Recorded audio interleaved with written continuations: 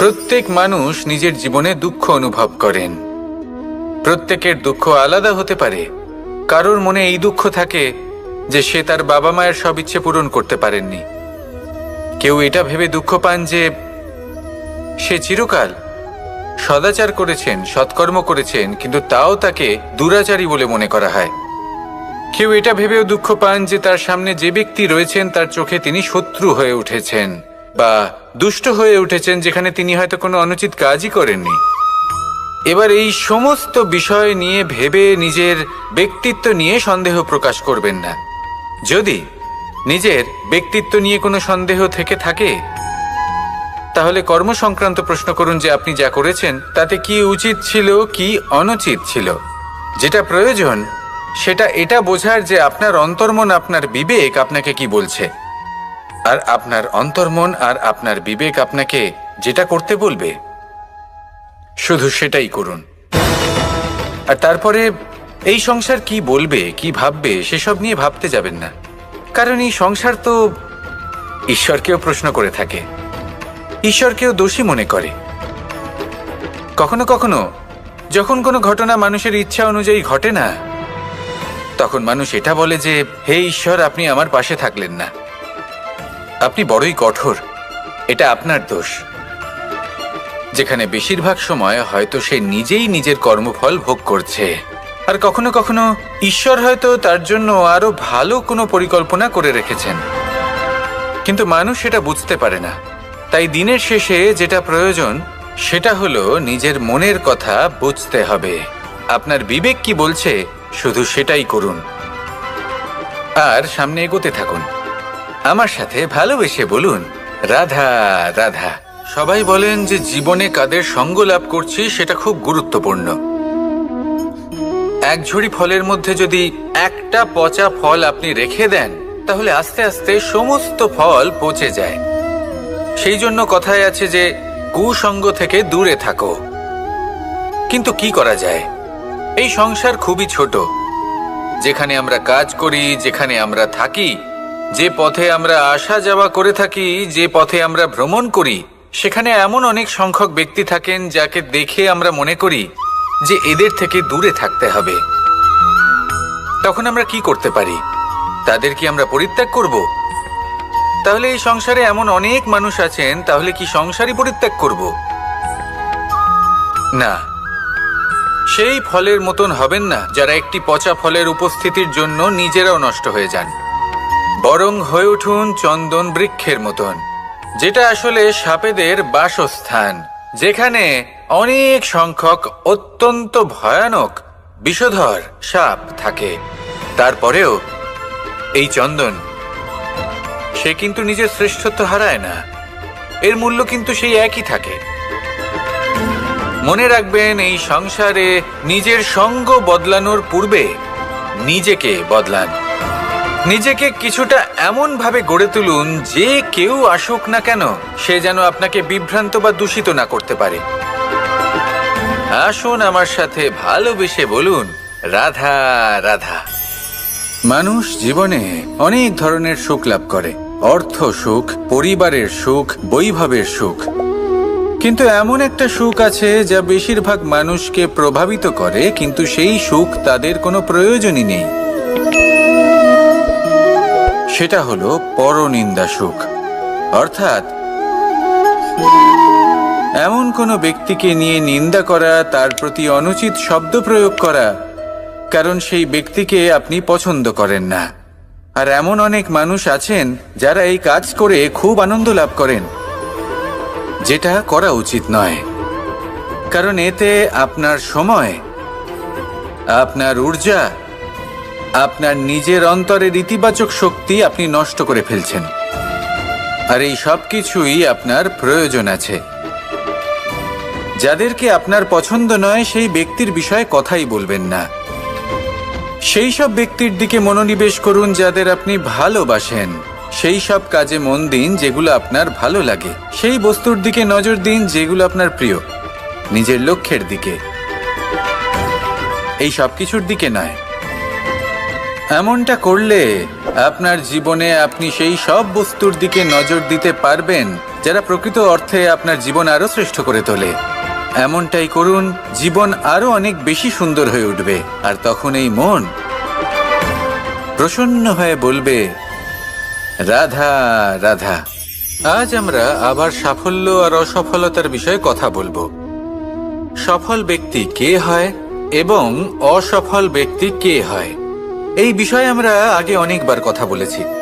প্রত্যেক ব্যক্তি সাফল্য লাভ করতে চান, কিন্তু প্রত্যেক ব্যক্তি সাফল্য লাভের এই কাজে সফল হতে পারেন না। এবার এটা কেন হয়, এর পেছনে কারণটা কি? কারণ হলো ভয়। সফল ব্যক্তি হলেন তিনি যিনি নিজের সিদ্ধান্ত দ্বারা এই সমস্ত সংসারকে বদলে দিয়ে থাকেন, এবং অসফল ব্যক্তি হলেন তিনি যিনি এই সংসারকে দেখে এর বিষয়ে ভেবে নিজের সিদ্ধান্ত বদলে ফেলেন। প্রয়োজন হলো নিজের লক্ষ্যের বিষয়ে ভেবে দেখার, পথের বিষয়ে ভেবে দেখার। একবার যদি আপনি পথ নির্বাচন করে থাকেন, সেই পথে অগ্রসর হতে থাকুন আর তাতে অটল থাকুন।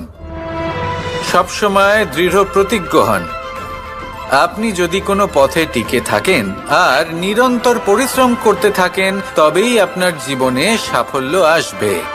যদি কথায় কথায় লোকে কি ভাববে, লোকে কি বলবে, এ কথা ভেবে নিজের সিদ্ধান্ত পাল্টান, তাহলে কখনো নিজের লক্ষ্যে পৌঁছতে পারবেন না।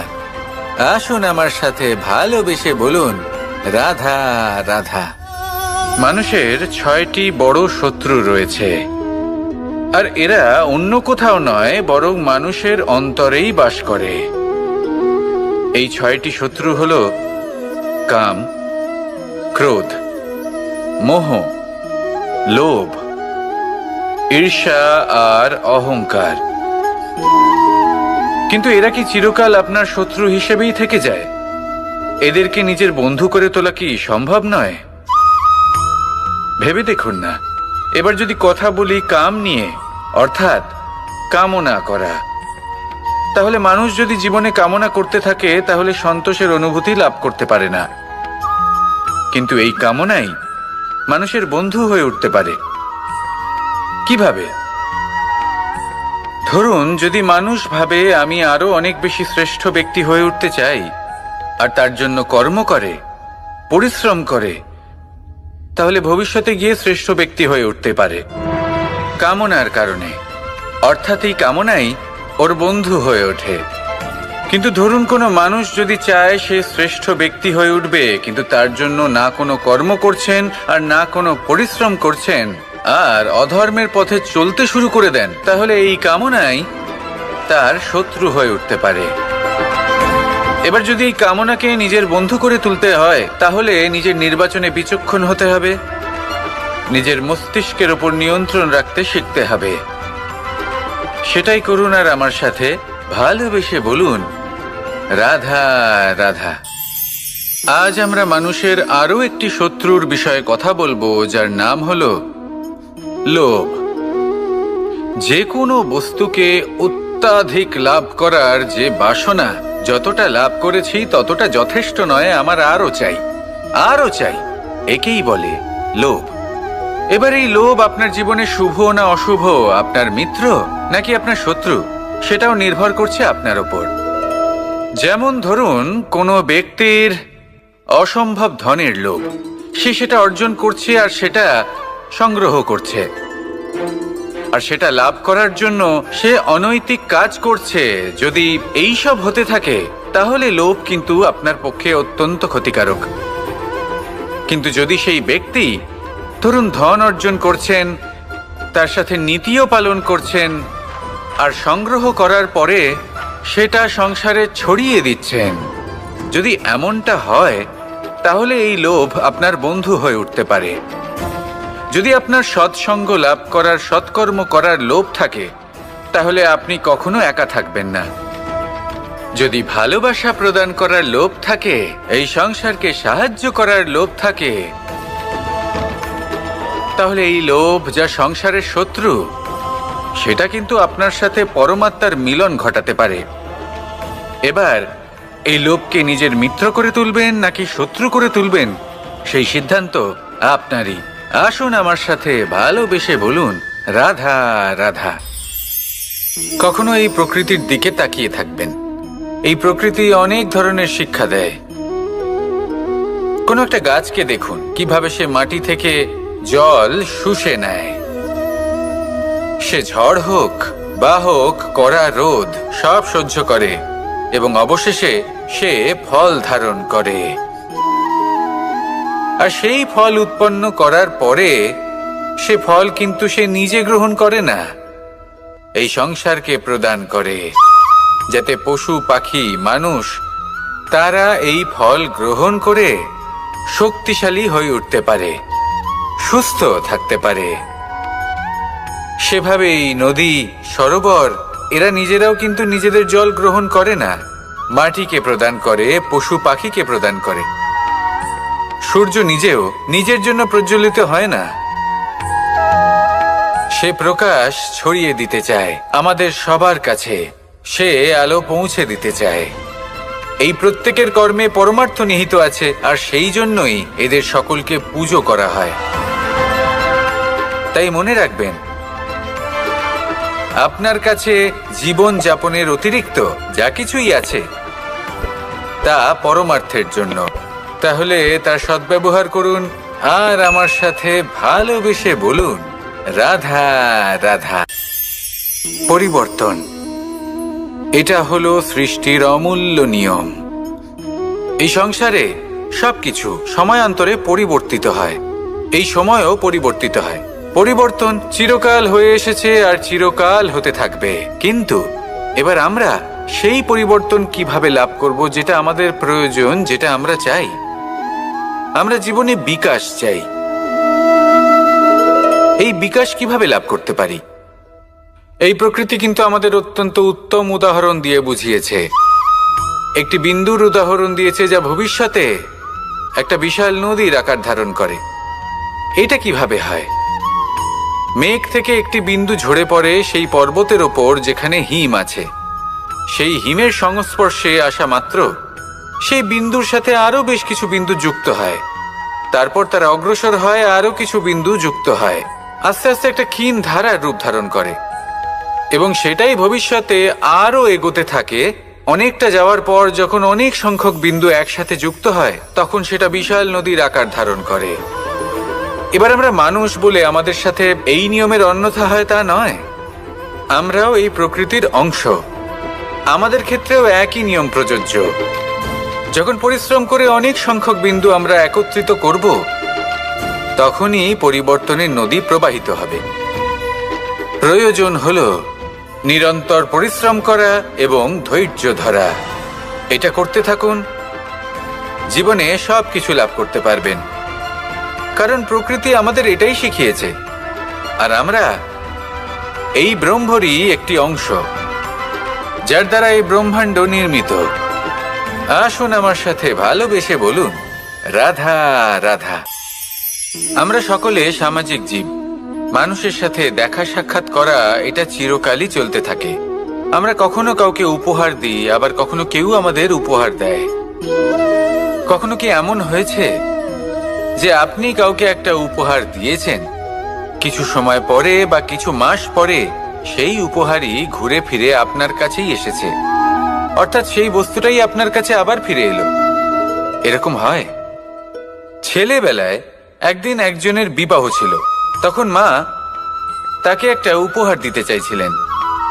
তাই তিনি একটা পোশাক বানালেন আর সেটাকে সুসজ্জিত করছিলেন। আমি দেখলাম আর জিজ্ঞেস করলাম যে, মা, এই পোশাক এত সুসজ্জিত করার কি আছে? তখন মা বললেন যে, কানাই, কখনো কাউকে এমনই উপহার দেবে, এমন প্রকারে দেবে যে সেটা যদি আবার ঘুরে ফিরে তোমার কাছে ফিরে আসে তাহলে যেন তোমার খারাপ না লাগে।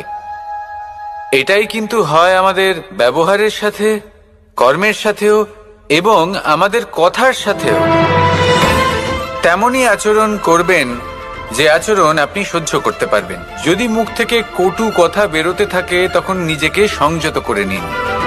সেই শব্দই প্রয়োগ করুন যেটা আপনি তার বদলে শুনতে চাইবেন এবং আপনার দুঃখও হবে না। কারণ আপনার কর্ম এমন একটা উপহার যেটা আবার ঘুরে ফিরে ফলস্বরূপ আপনার কাছেই আসবে।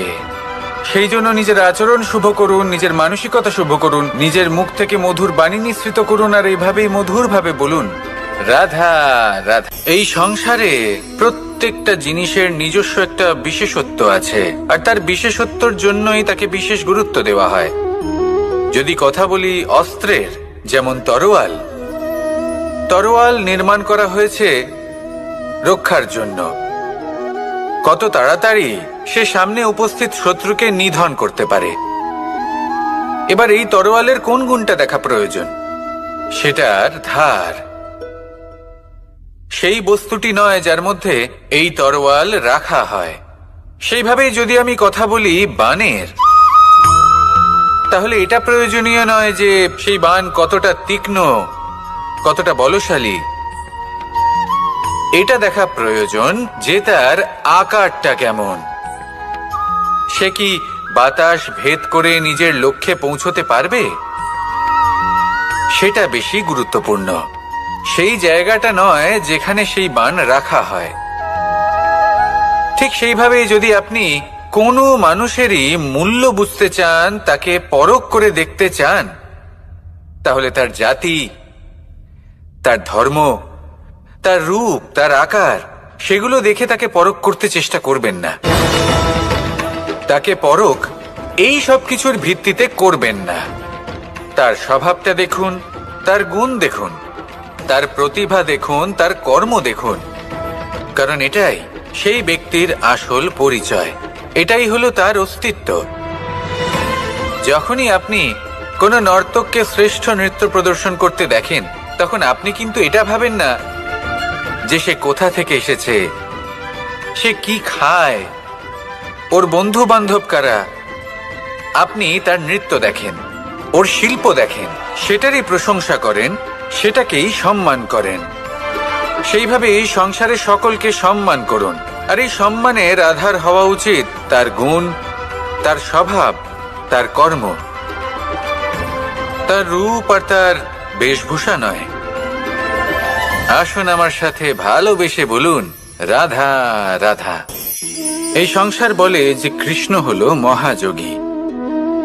কেউ বলে যে কৃষ্ণ হলো সাংখ্যযোগের প্রবর্তক, কেউ বলে ভক্তিযোগের, কেউ বলে জ্ঞান যোগের, কেউ কেউ এটা মনে করেন যে অষ্টাঙ্গ যোগের প্রভু হলাম আমি। কিন্তু এই যোগ আসলে কি? যোগ বিষয়টাকে বোঝা খুব একটা কঠিন নয়, কিন্তু সেই যোগকে নিজের যাপনের অংশ করে তোলা হলো অত্যন্ত কঠিন, আর তার জন্য প্রয়োজন অভ্যাস। যোগ শব্দটার অর্থ হলো যুক্ত করা, আর এটা আমি ছোটবেলায় শিখেছিলাম। যখন আমার মাখন খেতে ইচ্ছে করত, আর মা মাখনের সেই হাঁড়িটা ওপরে টাঙিয়ে রাখতেন, তখন আমরা ভাবতাম যে অত দূরে পৌঁছবো কি করে। তখন আমরা যোগের বিষয়ে জানতে পারলাম, আর তখন জানতে পারলাম যে সব থেকে গুরুত্বপূর্ণ যোগ আসলে কি? সহযোগিতা, সাহায্য। আমরা সব সখারা একসাথে জড়ো হতাম, একে অপরের পিঠের ওপর উঠে দাঁড়াতাম, আর তারপর আমরা ওই মাখনের হাঁড়ির কাছে পৌঁছতে পারতাম, আর তারপর আমরা সবাই মিলে সেই মাখন ভাগ করে খেতাম। সহযোগিতা, এটা অত্যন্ত গুরুত্বপূর্ণ। পাণ্ডবরাও মহাভারতে এটাই করেছিলেন। ওনাদের সাথেও কেউ ছিল না। একে অপরকে সাহায্য করে ওনারা অনেক বীরদের একত্রিত করেছিলেন। তারপর অবশেষে মহাভারতের এই মহাযুদ্ধে ওনারা জয়লাভ করেছিলেন। রামায়ণে রাম এবং লক্ষ্মণের সাথে কেউ ছিল না। সহযোগিতার মাধ্যমে ওনারা ভাল্লুক আর বানর সেনাকে একত্রিত করেছিলেন, আর এই সংসারের সব থেকে প্রবল রাক্ষস রাবণকে বধ করেছিলেন।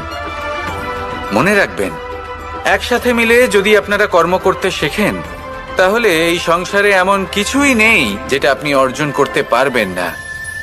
আসুন আমার সাথে ভালোবেসে বলুন, রাধা রাধা।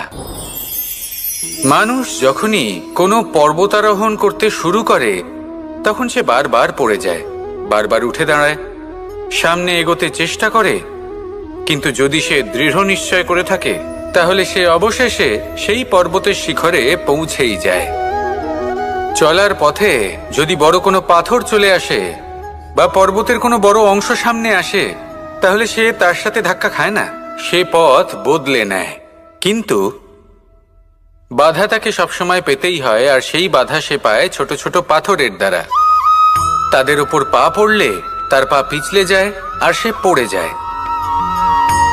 এই ছোট ছোট পাথর হলো আমাদের জীবনের সেই ছোট ছোট সমস্যা, সেই ছোট ছোট ভুলগুলো যেগুলো আমরা অবজ্ঞা করতে থাকি। আমরা ভাবি এর দ্বারা কি বা ক্ষতি হবে, কিন্তু সেগুলোই অনেক সময় আমাদের অসফলতার কারণ হয়ে দাঁড়ায়। যত তাড়াতাড়ি সম্ভব এই ছোট ছোট পাথরগুলিকে জীবন থেকে তুলে ফেলে দিন। ভুল হওয়াটা স্বাভাবিক, কিন্তু তার মানে এই নয় যে বারবার সেই ভুলের পুনরাবৃত্তি ঘটবে। ভুলটা বুঝুন, সেটা স্বীকার করুন আর সেটা শুধরে নিন। যখন আপনি এটা করতে শিখবেন, তখনই খুব তাড়াতাড়ি আপনি সেই শিখরে পৌঁছতে পারবেন। আর যখন পৌঁছে যাবেন, তখন এই মন প্রসন্ন হয়ে বলবে, রাধা রাধা। সূর্য এই সংসারকে আলো প্রদান করে। সূর্যের মনে যদি নিজের তেজের জন্য অহংকার জন্ম নেয়, তখন তার অহংকার ভঙ্গ করে মেঘ। সূর্যের আলো পূর্ণরূপে ঢেকে দেয়। মেঘের মনে যদি নিজের গতি নিয়ে অহংবোধ জন্ম নেয়, তাহলে মেঘের অহংকার ভঙ্গ করে পর্বত। মেঘের গতি অবরুদ্ধ করে দেয়। এবার যদি পর্বত নিজের নিশ্চলতা নিয়ে অহংকার করে, তাহলে সেই অহংবোধ ভঙ্গ করে একটি মূষক। সেই বিশাল পর্বতে একটি ছিদ্র করে দেয়। এবার যদি মূষকের নিজের মনে অহংবোধ জন্ম নেয়, তাহলে জল তার অভিমান ভঙ্গ করে, সেই ছিদ্র দিয়ে প্রবেশ করে। আর যদি জলের মনে অহংবোধ জন্ম নেয়, তখন মানুষ বাঁধ নির্মাণ করে তার গতিপথ রুদ্ধ করে, জলের অহংকার ভঙ্গ করে। আর যদি মানুষের মনে অহংকার জন্ম নেয়, তখন সূর্য নিজের তাপ দ্বারা মানুষের অহংকার ভঙ্গ করে। এই সংসারে অহংকার প্রদর্শন করার কোনো প্রয়োজন নেই। আমাদের সবার মধ্যেই কিছু বিশেষ গুণ আছে, আর সবার মধ্যে কোনো না কোনো দোষও আছে। এই প্রকৃতি আমাদের কি শিক্ষা দেয়? কেউ একে অপরের সাথে লড়াই করে না, একে অপরের জন্য বাধা সৃষ্টি করে না, শুধু নিজের কর্ম করে।